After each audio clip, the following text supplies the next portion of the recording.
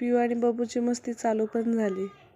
हाय, दीदी जसं ॲक्शन करते तसंच बबू पण तिचं बघून ॲक्शन करतोय. पिऊ बबू गाडीत पण जाऊन बसले. चला आम्ही निघालोय पुणे या ठिकाणी फिरायला. दौंड आणि पुण्याचा प्रवास आमचा चालू झाला आहे. पिऊ बिस्किट खात बसली आहे आणि बबू पण बसला आहे पाठीमागे बिस्किट खात.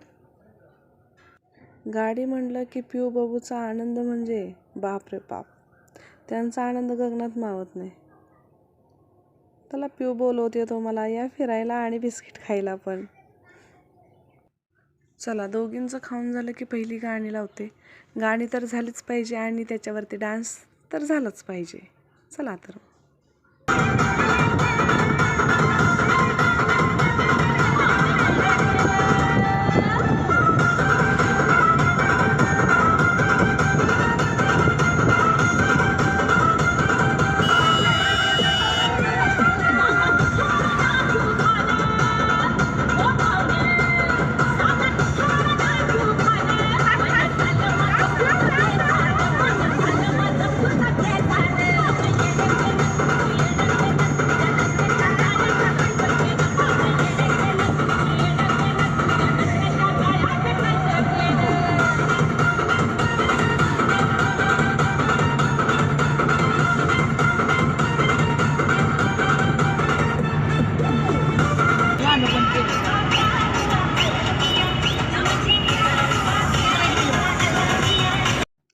पिऊ बबूचं आणि पिऊ बबूच्या आजीचं दीदीचं डान्स करून झालेलं आहे.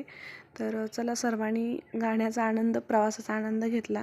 तर आता पेरू घ्यायला थांबलेला आहे. इथं पाटस रोडला कायम पेरू मिळतात. कधीही तुम्ही आलात तर इथं पेरूचा सीझन चालूच असतो. चला पुढील प्रवास पेरू खात खात होणार आहे. तर आता निघालेलो आहे भुलेश्वरला. भुलेश्वर हे एक प्राचीन म्हणजे वास्तू किंवा प्राचीन मंदिर म्हटलं तरी काय हरकत नाही. म्हणजे ते मंदिरच आहे पण खूप प्राचीन आहे. पूर्व काळातील कदाचित असेल ते. मला पण एवढी काही कल्पना नाही आहे कारण मी आताच निघाली आहे बघायला. पिऊच्या बबूच्या तर खटाटोप चालूच आहे. म्हणजे त्या कडकड तर खूप करतात. आता त्यांना खूप कळायला लागले त्याच्यामुळं त्यांची कडकड जास्त वाढली आहे. चला इथून खूप जवळच आहे. आता पुण्यापासून जरी कोणाला यायचं असेल तर खूप जवळच आहे. तसं काही पुण्यापासून खूप लांब नाही आहे. झाडं किती सुकून केले तर उन्हाळ्यामुळे खूप ऊन पडलं आहे ना आता त्याच्यामुळे.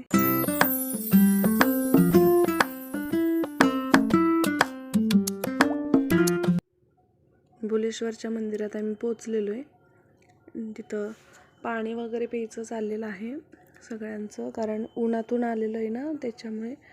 तर इथं चाललं आहे आता गंध वगैरे लावायचं. मंदिराच्या बाहेरच आहे आम्ही आता. पिऊचे रिॲक्शन बघा आता काय आहे ते. डोळं कसं करते पिऊ.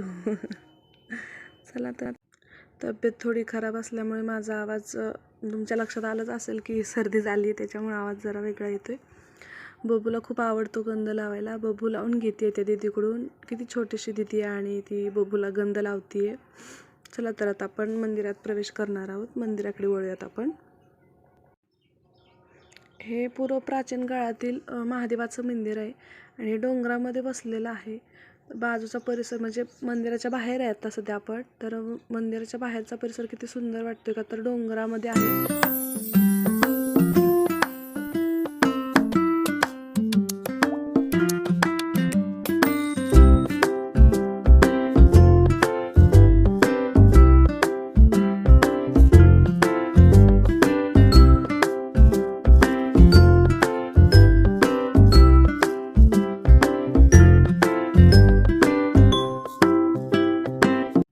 मंदिरामध्ये दर्शन घेऊन झालेलं आहे. तिथं परवानगी नसतानाही आपण शूटिंग केलेलं आहे मंदिरामध्ये.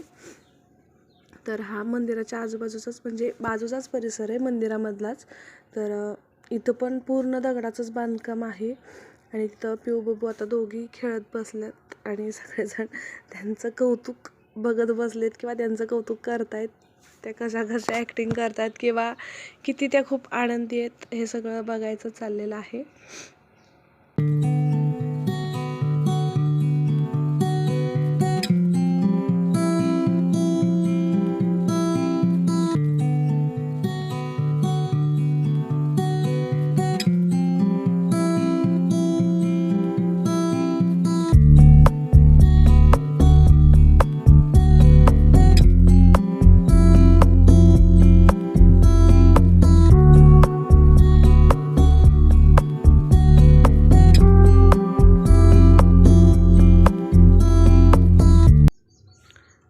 बाबूची मस्ती चालू आहे. थांबा आपण खिडकीतून काय बाहेर दिसतंय बघूयात. दगडाचीच बनवलेली आहे ही खिडकी पण. ला डिझाईन पण छान केली आहे.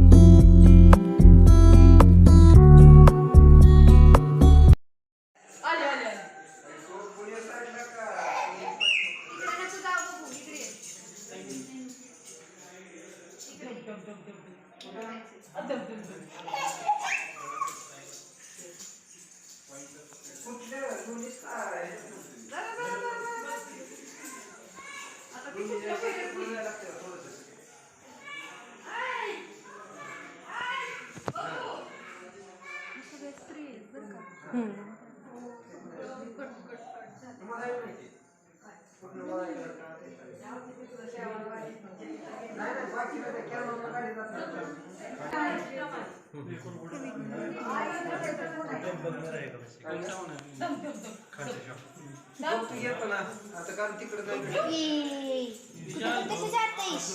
येतो ना तुम्ही आजकालच येताना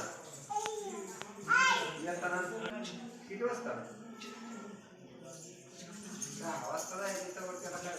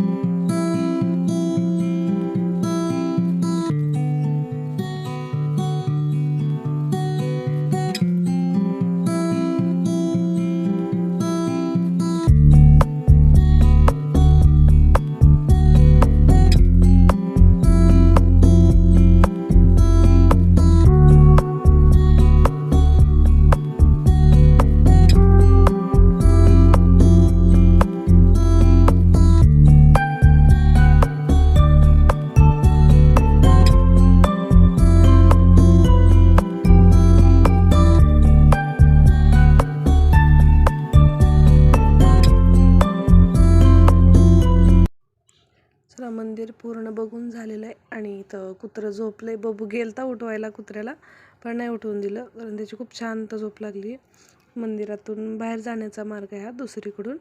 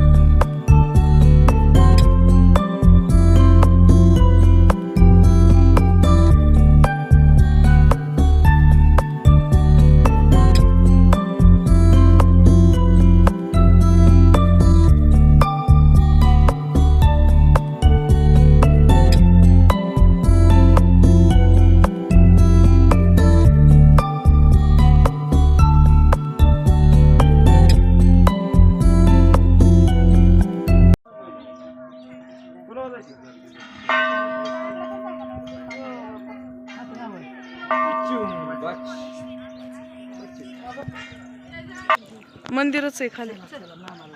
बाबाला खूप छान वाटलं. दोघी खेळत होते छान. आणि अजून खेळतीये. तिला कुत्रं दिसलं नाही अजून पण, त्याच्यामुळे खेळत बसली. तर चला, खूप वेळ झालाय आणि पुण्याला पण जायचंय. हा पाय पोहतोय.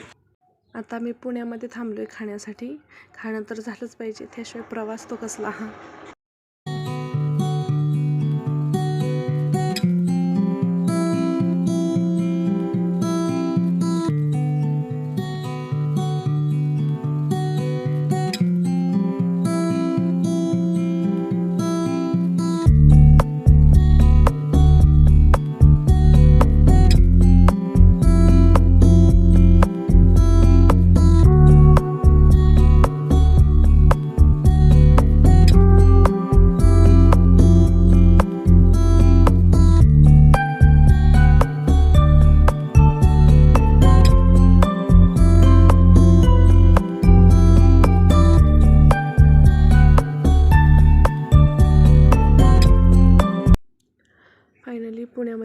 पोचलो आणि तिथं पण पिऊ बाबूची मस्ती चालू होती. सगळेजण दमले होते, फक्त पिऊ बाबूला कसलाच कंटाळा आलेला नव्हता, कसले दमलेले नव्हते. त्यांची मस्ती चालूच होती.